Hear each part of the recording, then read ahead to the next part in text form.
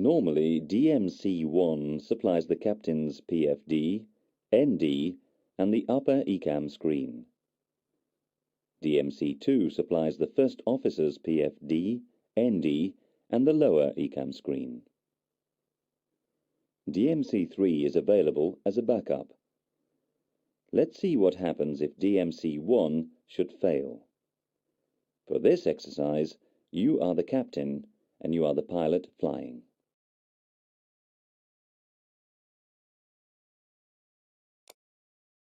When DMC-1 fails, the captain's PFD and ND are lost, along with the upper ECAM screen. Since you no longer have any information to safely fly the aircraft, you should hand over control to the first officer. You are now the pilot non-flying.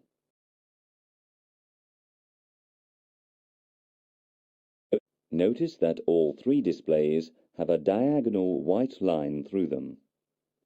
The white lines indicate that the displays are working but are not receiving any data.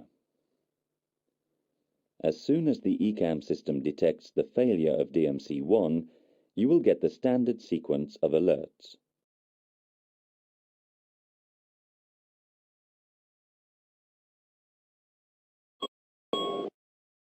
You hear a single chime and see the master caution light. Cancel the master caution.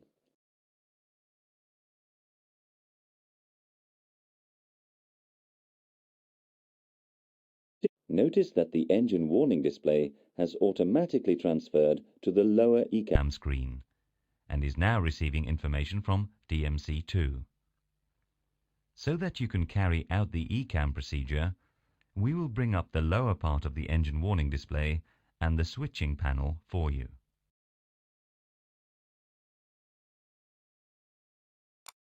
The ECAM procedure requires you to select Captain on the EIS DMC switch located on the switching panel. Carry out the ECAM action.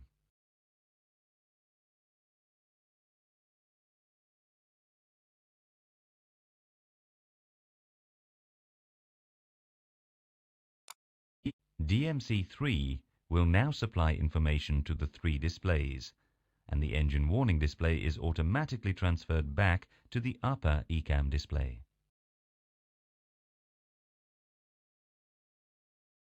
We can now complete the ECAM procedure. After confirmation from the other pilot, the EIS DMC fault message can be cleared. Clear EIS.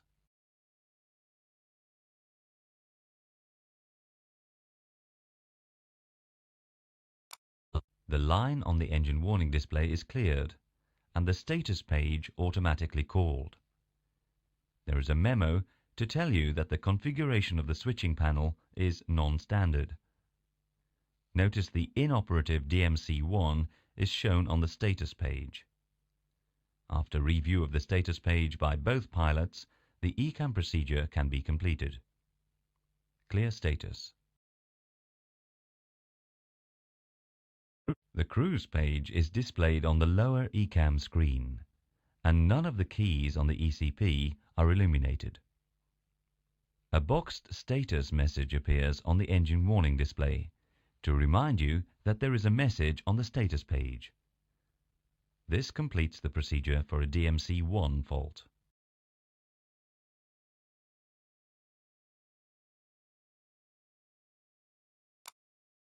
If a single display unit fails, there are several ways that the EIS can be reconfigured to ensure that the pilots have all the information that they need.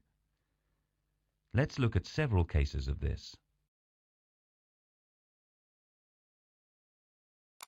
If a PFD screen fails, the screen will be blank.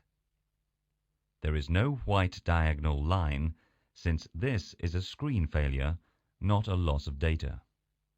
Because the PFD has priority, the EIS will automatically transfer the PFD to the remaining screen. If an ND fails, no automatic transfer takes place. If required, The PFD-ND transfer switch can be used to manually transfer navigation information to the remaining screen.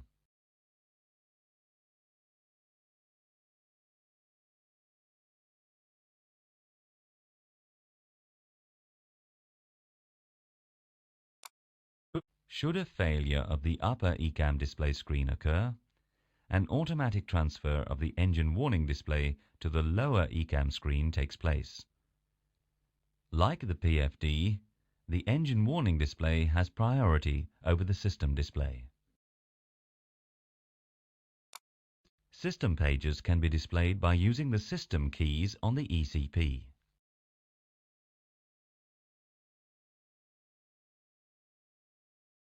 You have to push and hold a key to temporarily display a system page. While the system page is displayed, a white light illuminates on the key. Note, if a key is held down for more than 30 seconds, the engine warning display screen will be recalled automatically. This happens because the ECAM system assigns priority to the engine warning display.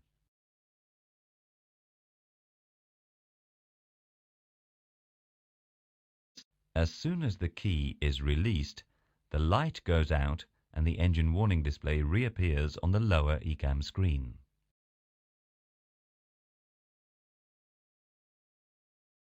If you need a system screen, you can transfer the system display to one of the ND screens using the ECAM ND transfer switch on the switching panel. Click on the ECAM ND transfer selector.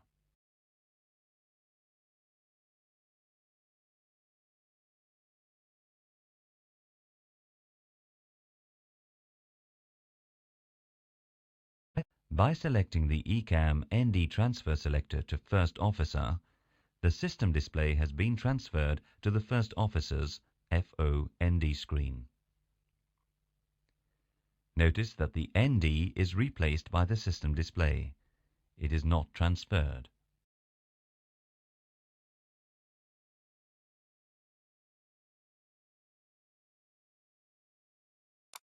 Normal selection of system pages is then available via the ECP.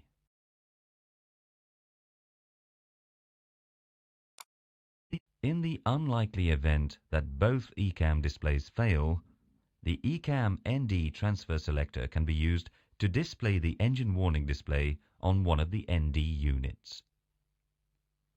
Click on the ECAM ND transfer selector.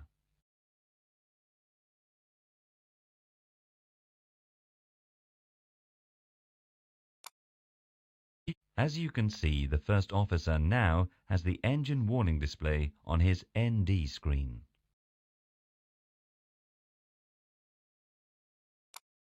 If you need to look at a system page, this can be done by pressing and holding the related system page key on the ECP for a maximum of 30 seconds.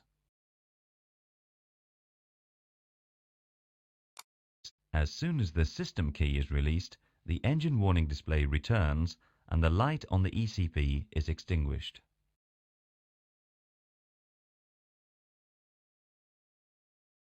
When you are limited to a single ECAM screen, the handling of system malfunctions and how you are advised of failures is slightly different. For clarity, we will concentrate on the ECAM screen. If an advisory condition arises, the relevant system page is not automatically displayed. Instead, the light on the key for the system and a boxed advisory message on the engine warning display will flash. If an ECAM warning or caution is triggered, then there will be no automatic display of the relevant system page. System pages should be called by manual selection on the ECP. To see this more clearly, let's look at a failure. We will only discuss the one ECAM screen and the selections on the ECP.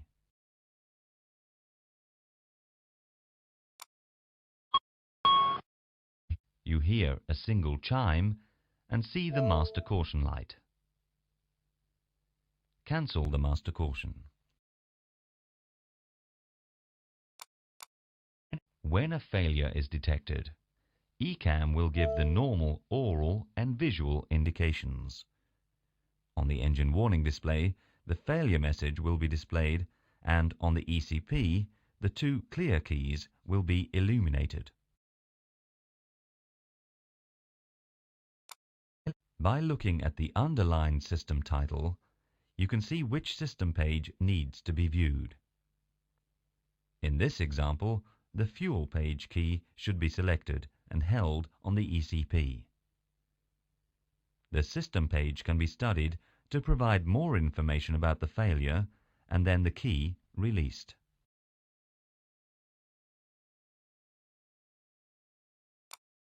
The engine warning display returns, and the ECAM actions can be carried out. We will do these actions for you.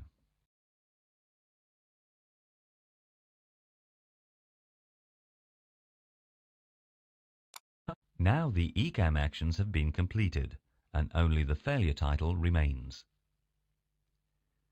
To confirm what effect the actions have had on the system, reselect the fuel page on the ECP.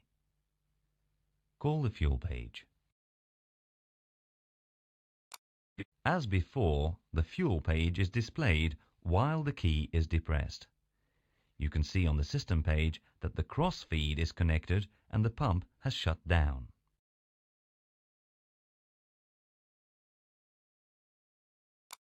As soon as the key is released, the engine warning display returns.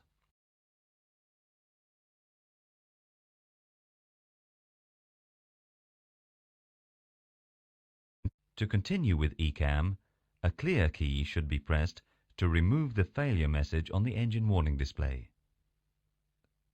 Clear fuel. Normally, the status page would be displayed, but with only a single ECAM screen available, the status page must be manually selected. Notice that there is a boxed status symbol on the engine warning display.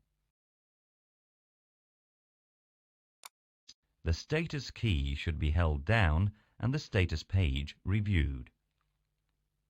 The status page can be displayed for up to 3 minutes before an automatic return to the engine warning display occurs. Once the review is complete, the key is released and the engine warning display returns.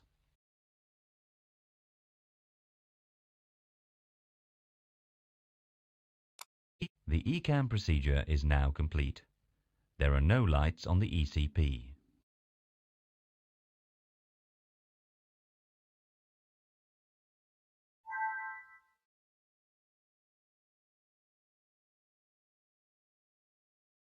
During the approach phase, there is no automatic call of the status page when the flap selector is moved. To remind the pilots to review status, the boxed status symbol on the engine warning display pulses. The status page should be selected as before.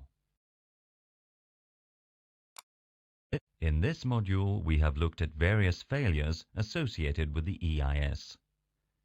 You will have the opportunity to practice the various failures during the simulator phase.